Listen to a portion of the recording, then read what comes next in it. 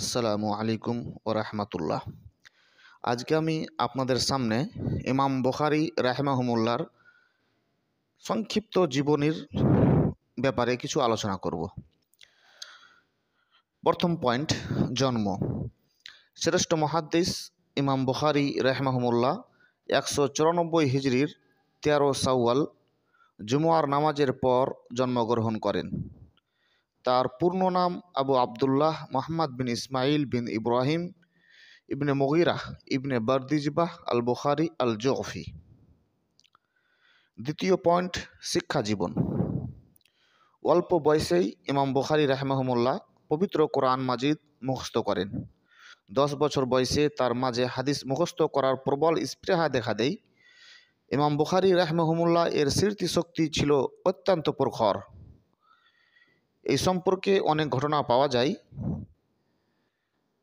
দার্সে ছাত্র শিক্ষকের মুখ থেকে হাদিস শোনার পর লিখে নিতেন, কিন্তু ইমাম বুখারী রাহিমাহুমুল্লাহ লিখতেন না। অন্য ছাত্ররা বলতো, আপনি খাতা কলম ছাড়া বসে থাকেন কেন? এতে কি লাভ রয়েছে? প্রথমে তিনি কোনো উত্তর দেননি। অতঃপর যখন অন্য ছাত্ররা এই ব্যাপারে খুব বেশি বলতে লাগলো, তখন ইমাম বুখারী বলে ওঠেন যে, ঠিক আছে, আপনাদের সমস্ত হাদিস নিয়ে আসুন। তারা হাদিসসমূহ নিয়ে আসলেন।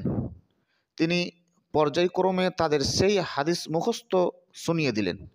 ইমাম বুখারী রাহিমাহুমুল্লাহ এর স্মরণশক্তি সেই দিন সকলকে কিংকর্তব্য বিমূঢ় করে দিয়েছিল। তৃতীয় পয়েন্ট, হাদিস চর্চা। ইমাম বুখারী রাহিমাহুমুল্লাহ হাদিস শিক্ষার জন্য তৎকালীন মুসলিম বিশ্বের বিখ্যাত জ্ঞান কেন্দ্র কুফা, বাসরা, বাগদাদ, মাদিনা ও অন্যান্য নগরী সফর করেন। তিনি ইসলামের বিভিন্ন বিষয়ের উপরে অনেক মূল্যবান গ্রন্থ রচনা করেন। হাদিস শাস্ত্রে তার সর্বশ্রেষ্ঠ গ্রন্থ হল সাহিহুল বুখারী। পূর্ণ নাম হল আল জামে আস সাহি আল মুখতাসার মিন উমুরি রাসূলিল্লাহ সাল্লাল্লাহু আলাইহি ওয়াসাল্লাম ওয়া সুন্নাতিহি ওয়া আইয়ামিহি। ইমাম বুখারী রাহিমাহুমুল্লাহ শুধু হাদিসেই হাফেজ ছিলেন না, বরং তিনি ফাকিহ ও মুজতাহিদের সাথে সাথে হাদিসের ত্রুটি বর্ণনার ক্ষেত্রে এক মর্যাদাকার স্থানে প্রতিষ্ঠিত ছিলেন। রিজাল শাস্ত্রে তাকে ইমাম হিসেবে স্বীকৃত দেওয়া হয়েছিল।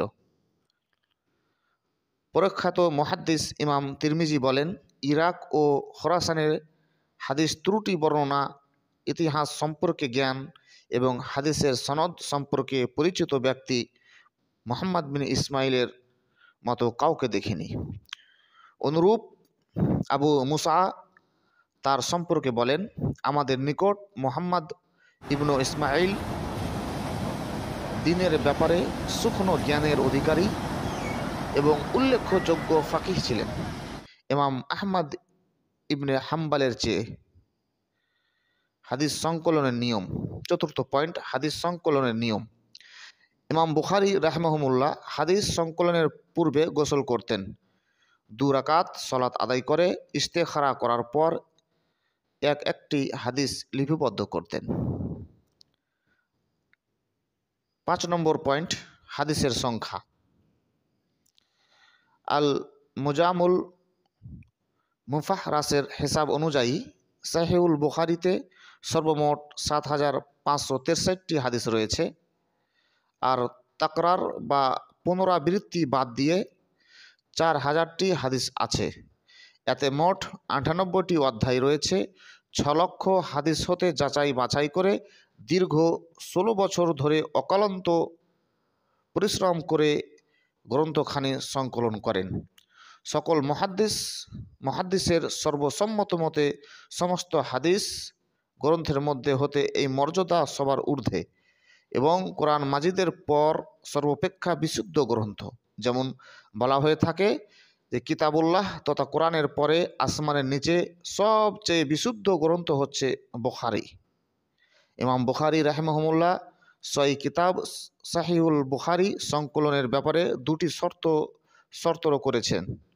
1 নম্বর, বর্ণনাকারী ন্যায়পরায়ণ ও নির্ভরযোগ্য হওয়া। 2য়, ওস্তাদ ও ছাত্রের মাঝে সাক্ষাৎ প্রমাণিত হওয়া। সাহিহুল বুখারী সংকলনের বিভিন্ন কারণ। 6 নম্বর পয়েন্ট, এর মধ্যে 3টি কারণ বিশেষভাবে উল্লেখযোগ্য। তা হলো, 1 নম্বর, ইমাম বুখারী এর ওস্তাদ ইসহাক বিন রাওয়াইয়া একদা তার ছাত্রদেরকে লক্ষ্য করে বলেছিলেন যে তোমাদের মধ্যে থেকে যদি কেউ শুধুমাত্র সহিহ হাদিসসমূহ একত্র করে একটি গ্রন্থ রচনা করত তাহলে খুব ভালো হতো। এই থেকে তার মাঝে এই গ্রন্থ রচনা করার প্রেরণা জাগে।